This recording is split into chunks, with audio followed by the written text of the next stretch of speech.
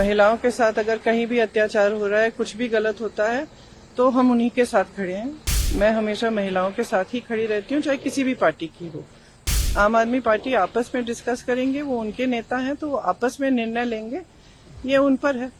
आप बार बार प्रधानमंत्री को अपने भाषणों में आड़े हाथों ले रही हैं, उनके बयान को लेकर वो बयान बदल रहे हैं। आज सीधा आरोप उन्होंने यहाँ उत्तर प्रदेश में ही रैली में लगाया कि एक एनडीए है जो संतुष्टिकरण की राजनीति कर रही है, एक तरफ सपा है, कांग्रेस है, इंडिया अलायंस है जो तुष्टिकरण की राजनीति कर रही है जनता के साथ। कल ही तो वो कह रहे थे, कल था या परसों वो कह रहे थे कि अगर मैं ऐसी बातें करूं तो मैं प्रधानमंत्री बनने के योग्य नहीं हूं। आज क्या हो गया? मन बदल गया कि भीड़ बदल गई? मतलब क्या हुआ?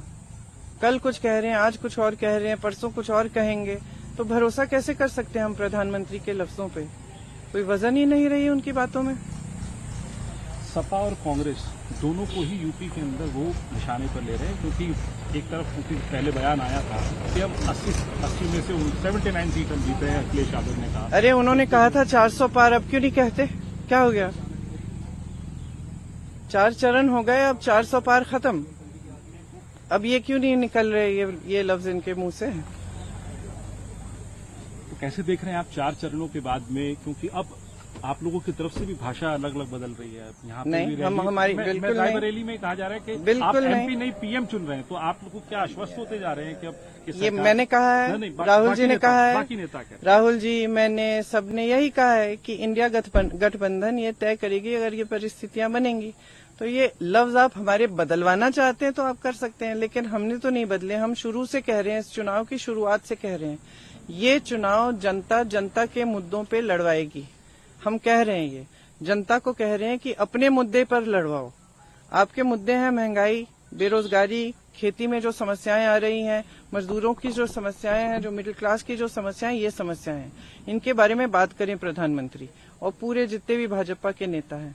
और हम शुरू से यही कह रहे हैं, कि इस पे चुनाव लड़ा जाना चाहिए और ये हमारी नीतियां हैं जो हम आपके लिए करना चाहते हैं।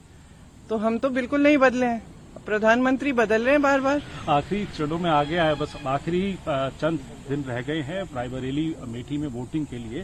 प्रियंका गांधी कितनी आश्वस्त हैं, क्योंकि आप कैंप करे हुए हैं? जीतेंगे, रायबरेली में भी जीतेंगे, अमेठी में भी जीतेंगे।